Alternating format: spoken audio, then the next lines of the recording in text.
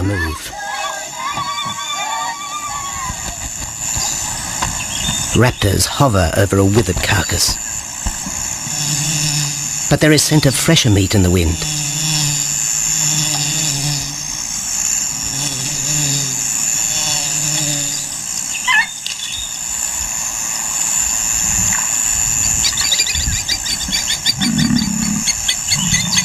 Pickings have been slim for Nabamba's pride since her fight with a startled warthog. The lioness is limping from the encounter. And even the pride's big male, Jabu, wonders when his next meal will come.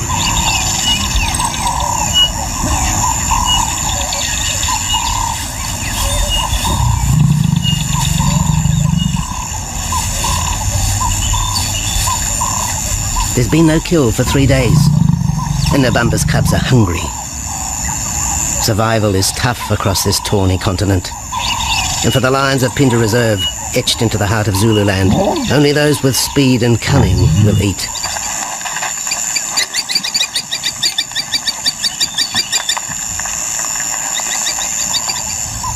For this pride anyway, it's been a long time between meals.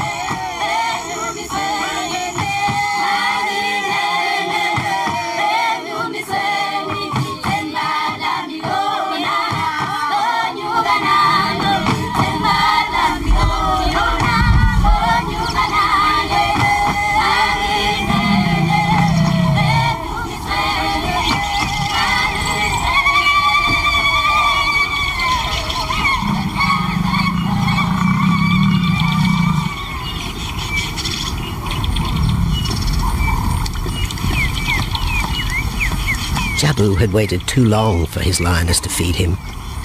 Overnight, his stealth carried him into the path of a careless zebra. The rest of the herd is still skittish. One animal had already lost his tail to a hungry pride, but for the dazed stallion, it was all over in seconds.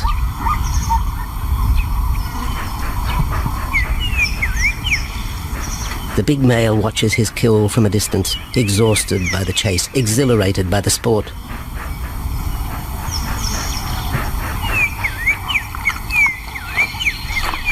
Jabu will feast later. Tired from the hunt, he needs to rest.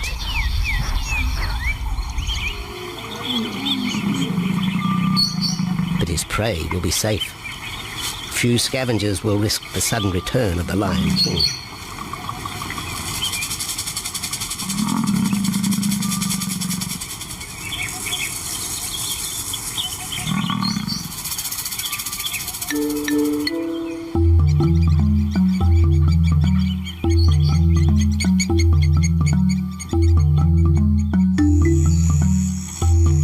Zulu trackers follow the spoor of Nabamba's pride across Nziki Marsh. This vast tract of savanna is favoured by the lions in the dry air of winter, but it's a region also shared by Pinda's giraffe and white rhino population.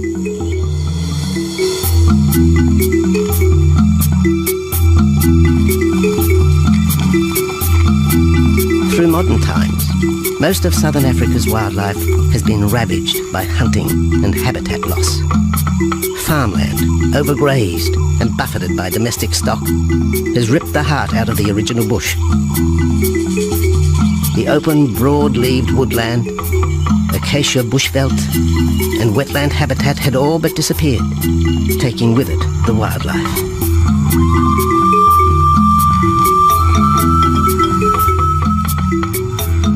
A few years ago, the Pinda project was born. 17,000 hectares of farmland bought up in KwaZulu-Natal along South Africa's eastern seaboard. What followed was the largest game restocking program ever seen on the subcontinent.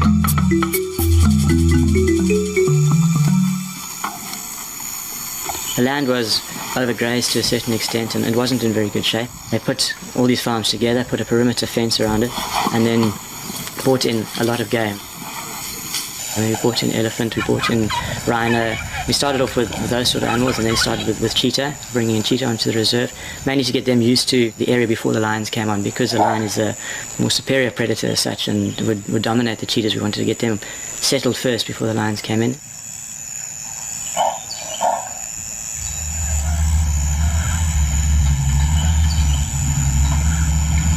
Andrew Lewis is habitat manager at Pinda, one of those committed to the restoration of southern Africa's ecosystem. Pinda is the Zulu word for return, and the aim of his company, Conservation Corporation Africa, is to return the land to its traditional wildlife and at the same time restore the habitat to its original state.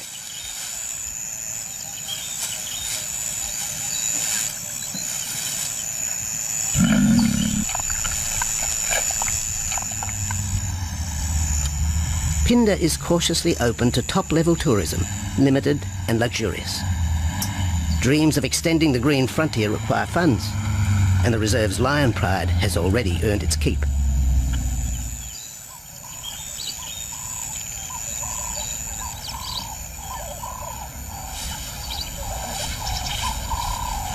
The lions on this property are actually generating revenue for the property through ecotourism, and that they are a benefit to the wildlife because of the draw card. And a few animals, lions, elephants, for example, and rhinos, and possibly giraffes, but those are your main ones that people come to see. And we've been very fortunate to be able to have lions on the property, and I think those lions that we have given us amazing value for our guests, and by getting our guests in here, we're getting revenue into the area, and that's benefiting wildlife as a whole.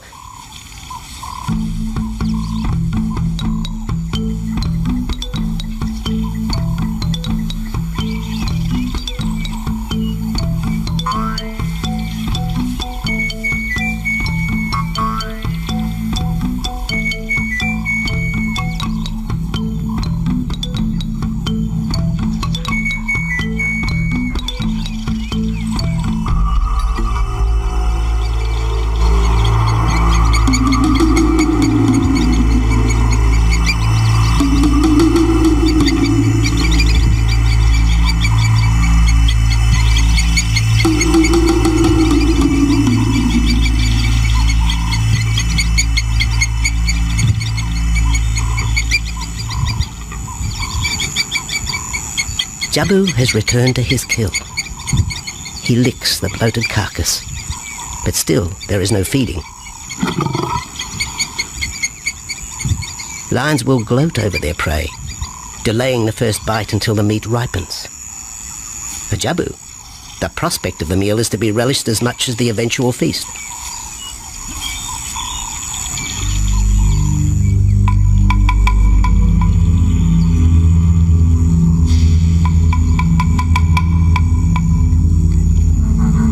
Meanwhile, Nabambo's pride is on the prowl. The older cubs are 10 months now, weaned, but still dependent upon Nabambo for food.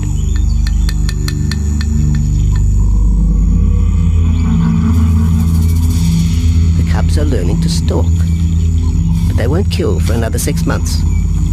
Young male lions are usually ejected from the pride when they are about 2 years old. Fending for themselves, they form hunting groups with other isolated males. Nabambo's cubs aren't sure what to do with prey so close, but the lioness isn't far behind. Their time for hunting will come. Nabambo's 4-year-old daughter also lives with the pride.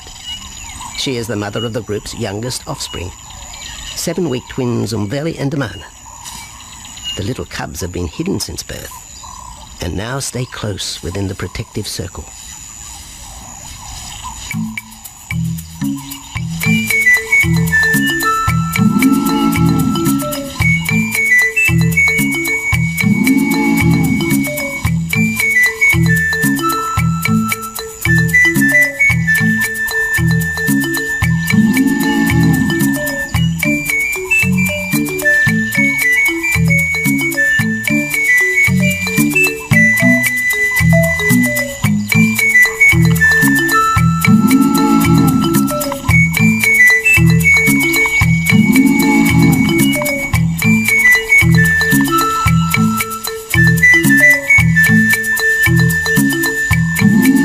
Jabu has little time for his small cub.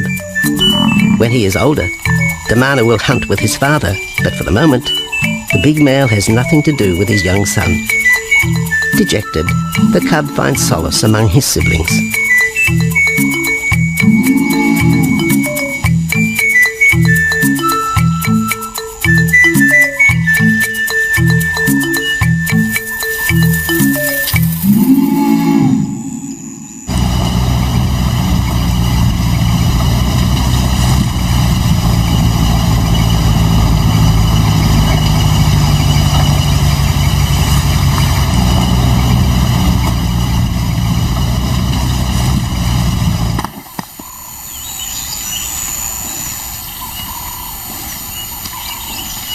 A young giraffe lies helpless in the grass.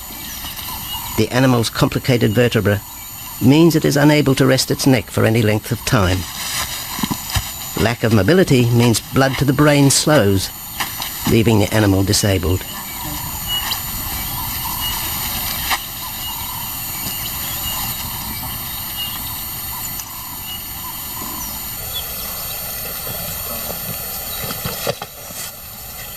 Efforts to lift the head fail, and rather than leave the giraffe vulnerable to predators, the young bull is shot by rangers.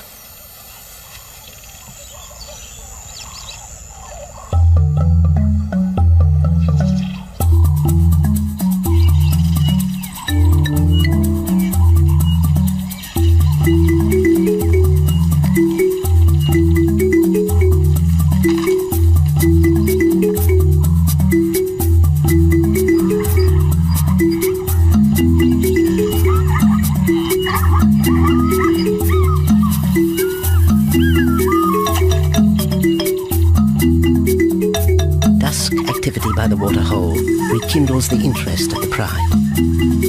Nabambo is typical of most big cats. They conserve energy 20 hours a day, waking only to groom and hunt.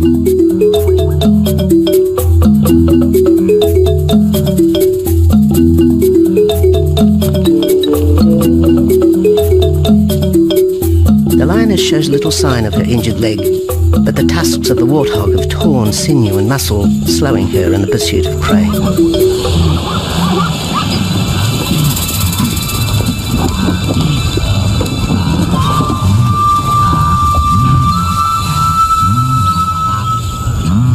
Once again, Nabambo in her pride will go hungry. But the big lioness senses another kill nearby. A young giraffe slain by humans will provide meat for her cubs. Leaving the pride, Nabambo follows the scent.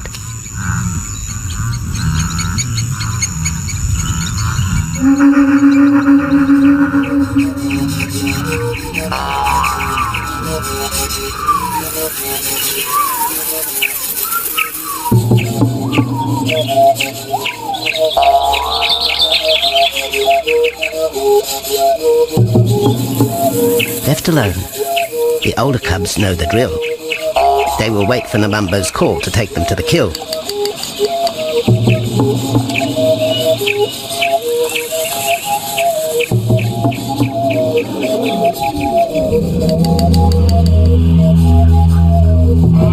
The day moves into shadow. The cubs are restless and a little afraid. Adult lions have few enemies, but cubs, even those 10 months old, are at the mercy of leopard and other predators.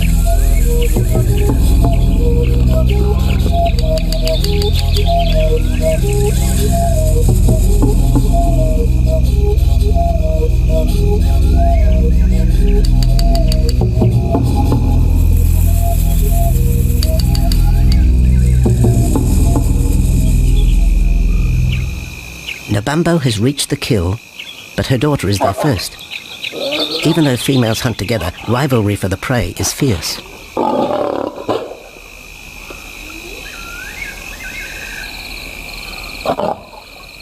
The big lioness begins the trek back for her cubs, but the youngsters have heard her call and they meet halfway.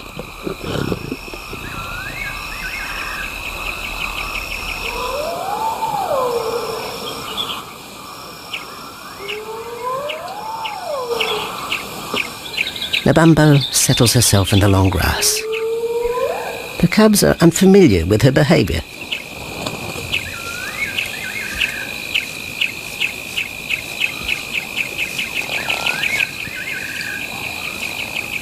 A female will usually head the charge with any kill, splitting the hide of the victim and leading the way for the pride to eat. But there is human scent around the giraffe, and the big lioness is cautious. She watches her cubs, hidden, alert to any potential threat.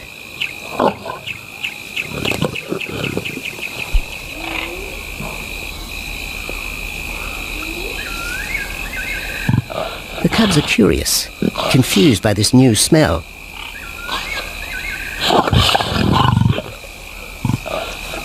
The lioness moves in for a final check, but she has already made up her mind.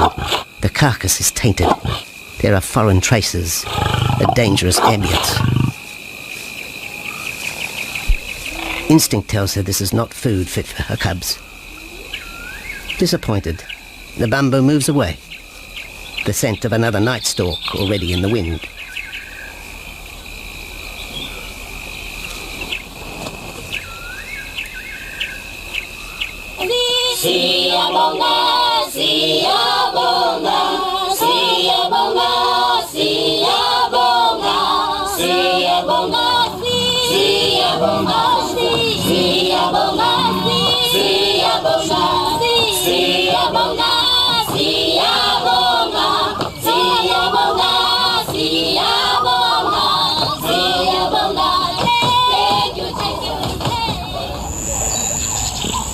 After 2 days, Jabu has returned to his kill with another younger male. 3-year-old Tembi is a son from a previous liaison with Nabumbo, and the two paired up after Tembi was ousted from the pride.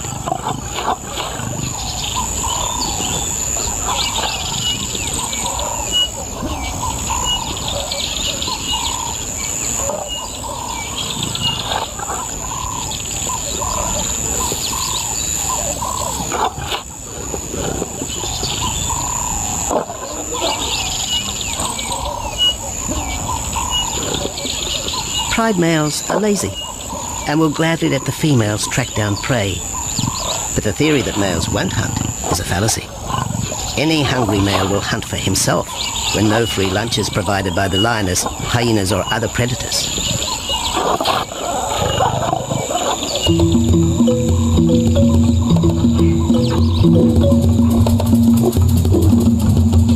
Smaller creatures scatter in the vicinity of the two lions.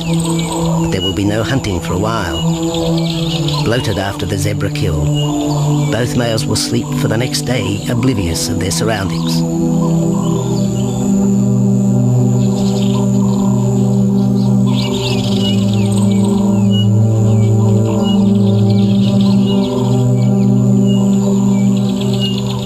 Lions hunting in pairs or groups have a success rate of around 30% in daylight, but studies show single hunters are more successful at night.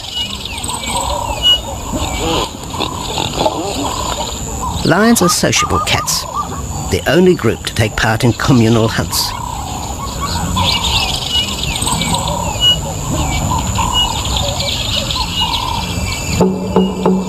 Ambush is an important part of the lion's strategy. Often one pride female will round up the prey from the front, driving it towards a second lioness.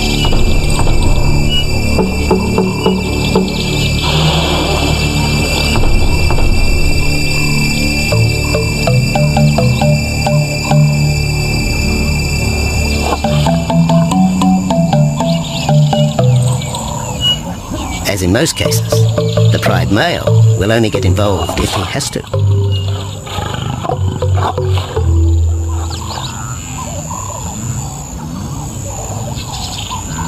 Accidents involving humans are rare in southern Africa's game reserves. Our primal fear of being eaten has been well documented, but in fact, lions seldom attack if they're not provoked. At Pinda, great care is taken to limit the number of people viewing game. Emphasis is placed on causing the animal as little stress as possible.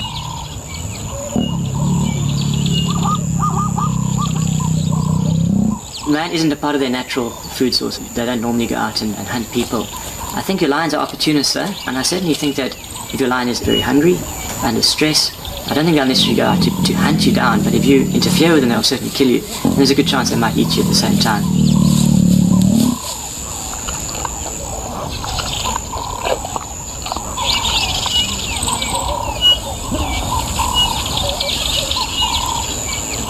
With all animals, it's how you treat them is what's the reaction you're going to get back from them. Certainly at Pinda, all our guides go through a training course and they're all brought up to a certain standard. There is a certain operating ethic with regards to viewing animals, and we certainly try and be as sensitive to the animals as possible.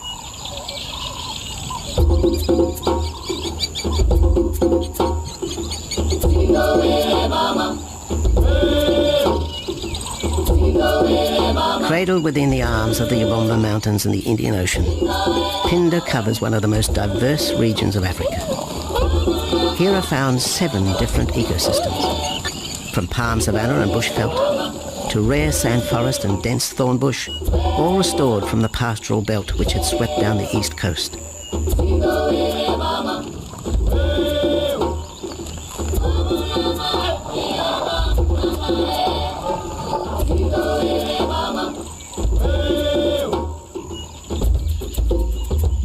Where cotton, pineapple and cattle farms once stood, lion now roam their habitat again, alongside some traditional neighbours.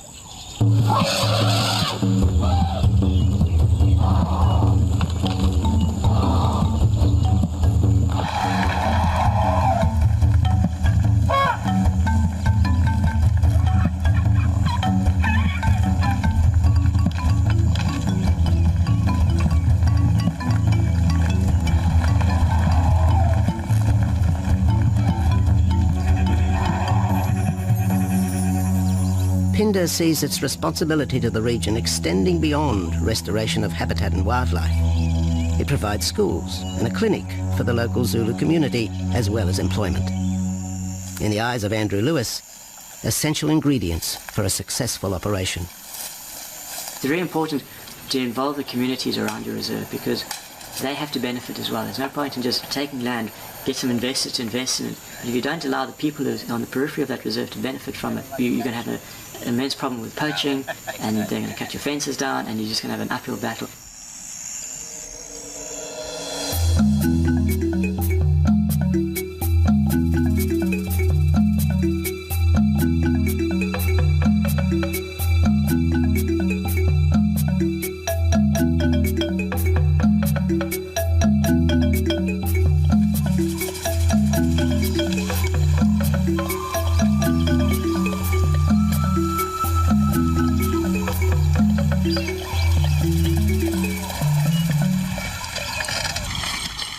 In 1992, the Pinda lions were among the first of the big 5 animals to be relocated to the reserve.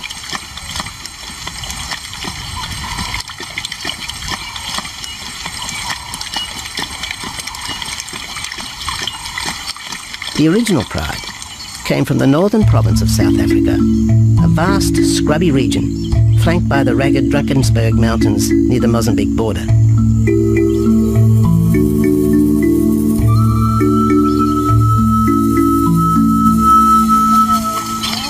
Peter Rogers helped round up Pinda's first pride, handling the lion's capture and subsequent move south. Today, he's head vet at the Hoedspruit Research and Breeding Centre for Endangered Species, overseeing its cheetah breeding program.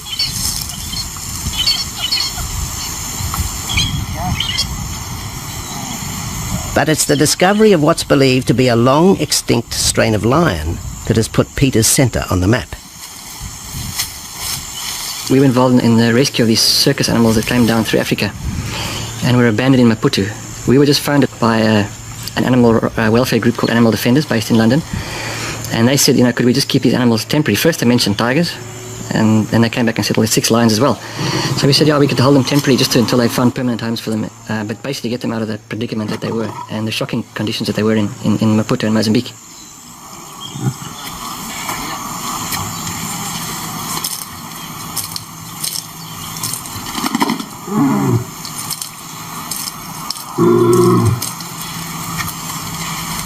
When the lions arrived at the breeding centre, their size, pale colouring and the male's thick black belly mane put them into the category of the Cape or Barbary lion, not seen in the wild since the early 1920s.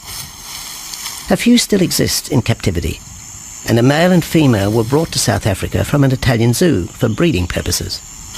But attempts to mate Akef, the big male from the ill-fated Mozambique circus, with the Italian female are proving difficult.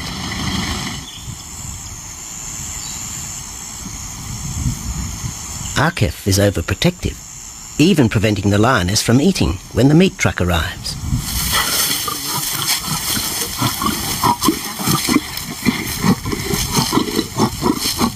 Finally, though, Sissy makes her breakthrough.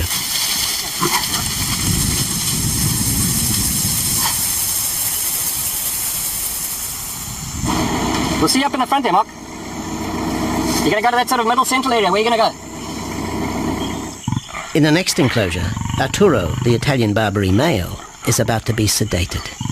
His attention to his sister Cece through the fence is hampering mating efforts, and Peter Rogers is keen to move the big male. He shoots the dart into Arturo's rump. Arturo has been sterilized, but while his breeding days are finished, he'll live out his days at the centre. 1.5 minutes now, so... His female companion, another Barbary from the Mozambique circus, is drawn away by the meat truck.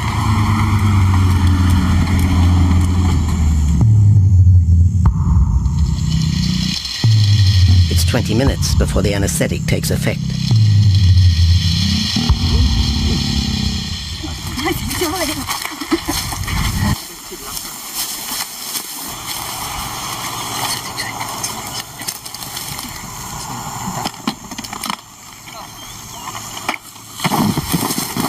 It's nice to be the supervisor.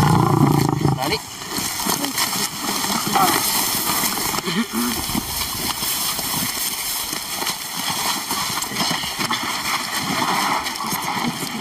You need all your help at the bottom just to put him back into the cage, okay? One, two, yeah.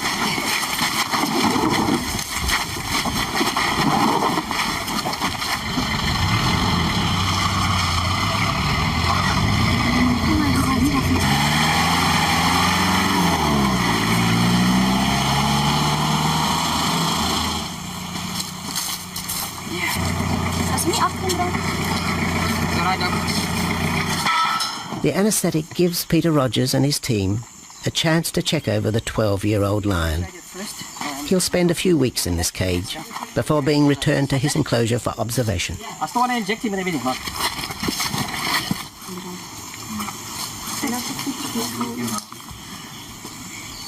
It's very exciting to be part of this project because they feel that there are perhaps not many Barbaries, if any, that are really pure, that are left even in captivity. They feel that over time other animals from other genetic bases are brought in. So there's a big project afoot at Oxford University to do the genetics. So that's just getting off the ground now. Okay. We just put under the skin on the neck if we can find the skin under this big beard of his. Normally lions wouldn't have this many ticks, but being from Italy, the European lion, he doesn't have that innate or inherent resistance to ticks. It does come with time. Like a bit of a bit like this. So what we can do is we can put him in there and roll him over inside there. Immediate term now is to get these ones to breed. And we'll take it day by day from there and see how it goes. But the prime object initially was just to get these animals back into good health, and it's developed into something a lot bigger.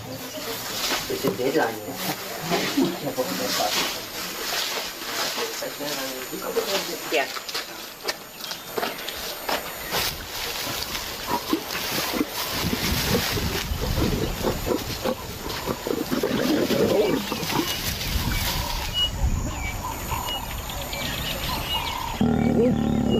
While the breeding centre's lions are healthy, it's not the case a few kilometres away in the Kruger National Park, where TB has ravaged half the population. Infected buffalo have been blamed for the outbreak, primarily in the south of the park, and attempts are being made to fence off the diseased area.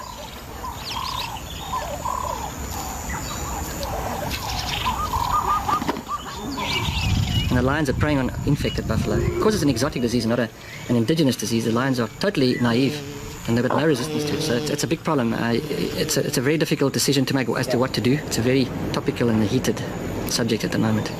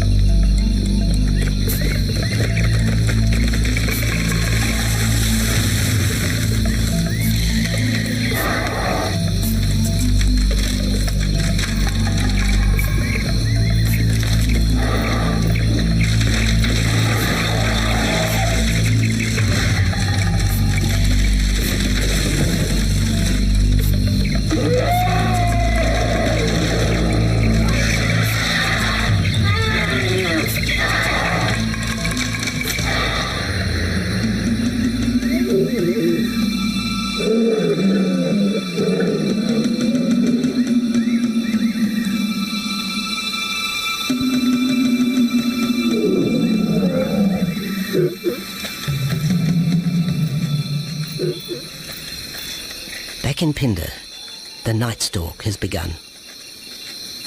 Nabambo keeps her cubs close. They're hungry, but tonight only Impala can be tracked down, a morsel for the lioness. Food is scarce at this time of year, so the pride's territory covers a large area. Lions can only afford to be territorial where there is a reliable supply of game.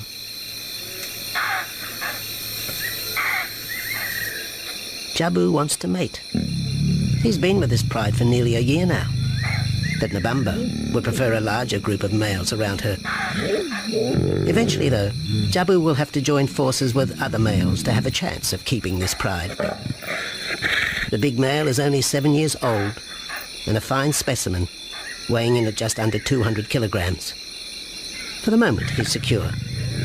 Although tonight, Nabambo has hunting on her mind.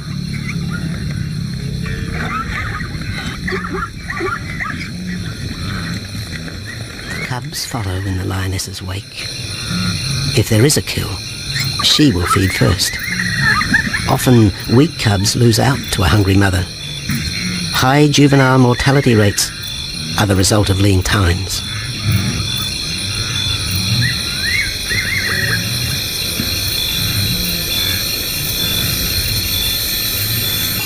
Jabu has had enough. He's been walking for hours. Sleep is more important. And the zebra he ate 2 days ago will suffice for another night.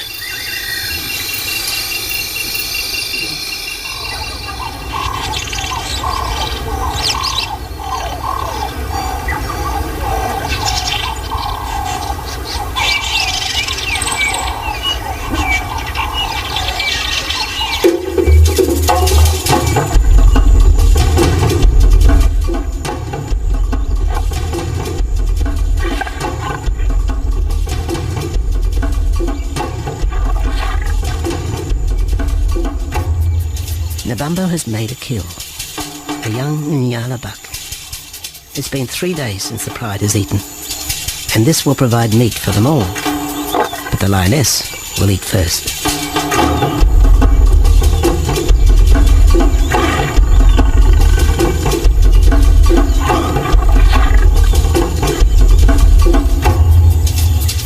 The cubs know the routine. They will get their turn. But Nkosi is hungry. He creeps towards his mother.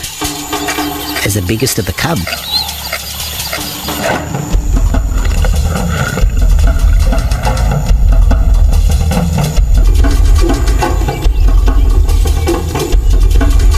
Nkosi watches.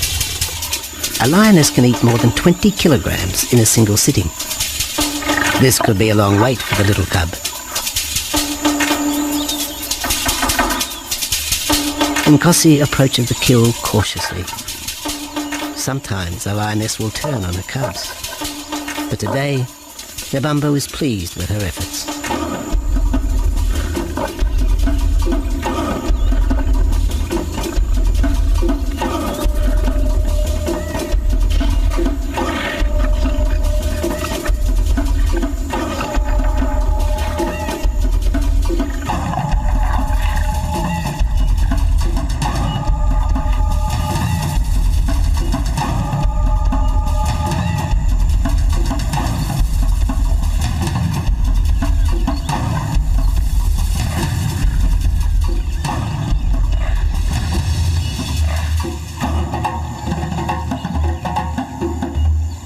Nabambo has had her fill.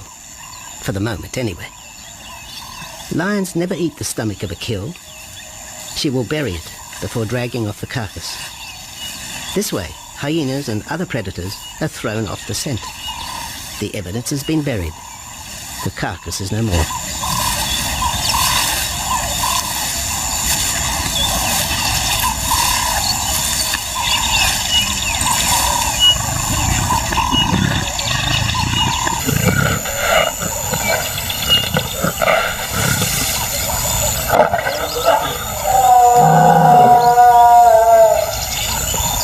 Nabambo's daughter hears the call.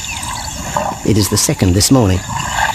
The first was the strangling cry of the Nyala as Nabambo broke the young buck's back. There was no struggle.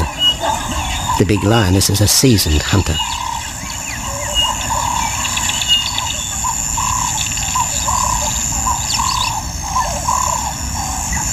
The rest of the pride will feast on the carcass after Nabambo retires.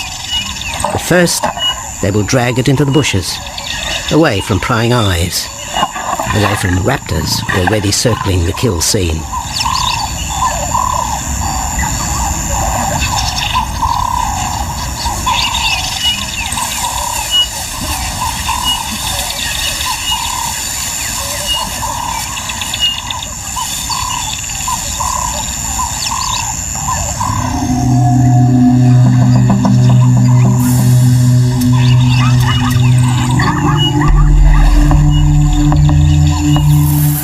Kill has created a nervous edge.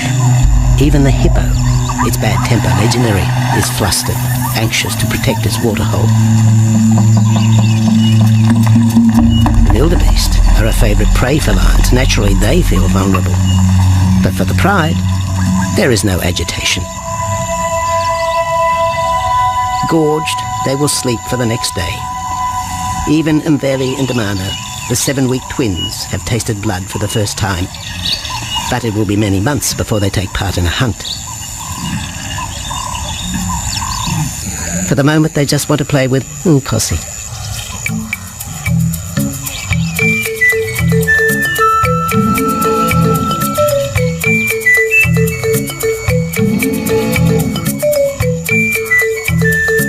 The older cub is beginning to take on the shaggy mane of the bigger males. Within 18 months, he will be hunting with them, competing for his own pride. In the meantime, though, he has to contend with his young siblings.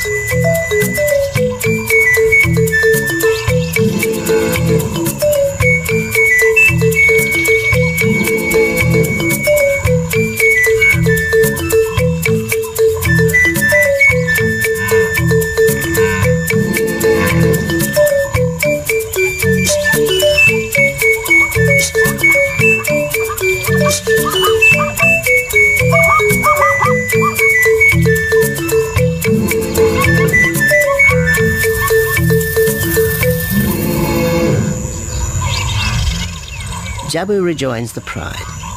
He has missed out on the kill, but he didn't share his zebra with the rest of the pride the previous day.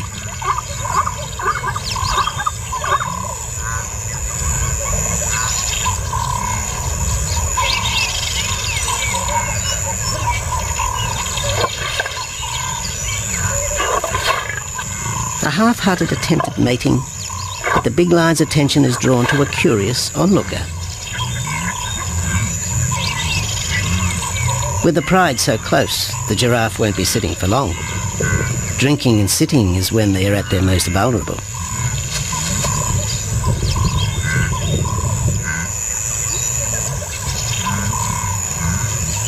Jabu keeps an eye on his group. Pride takeovers by other males are common, and savage fights can occur between the pride male and the intruder. If a takeover is successful, the new male will usually kill all the suckling young of his former rival. When a nursing mother loses her cubs, she comes into heat within a few weeks. The normal interval between cubs is about 2 years, with a gestation time of 3 to 4 months.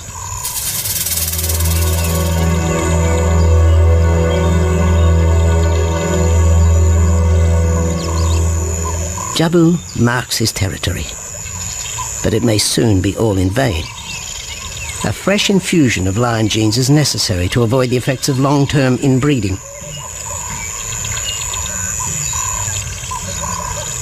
It's likely Jabu and his son Tembi will be swapped for males from another game reserve.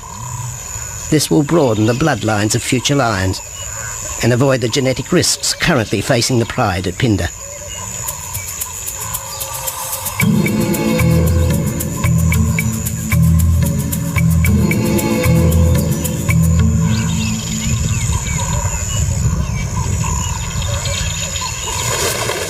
Vultures have found the dead buck, but there is little left of the carcass. November and her pride have eaten. The big lioness tries to dislodge Nyala fur from her teeth. Tomorrow, the next day, there will be another kill. November's cubs will grow up strong.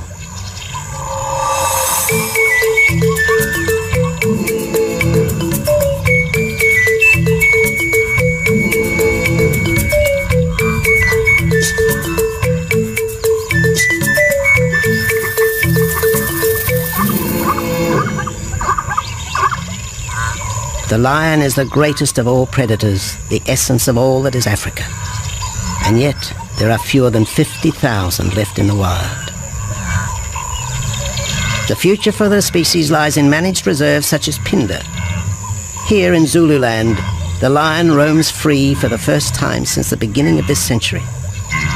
At Phinda, the philosophy has always been simple. Africa's wildlife land, undervalued and underutilized, is the continent's most precious natural resource. Focusing on the animals, their habitat and local communities is just the beginning of an African renaissance. Phinda is, after all, the Zulu word for return. Maybe, too, it's a chance for man to redeem himself just a little.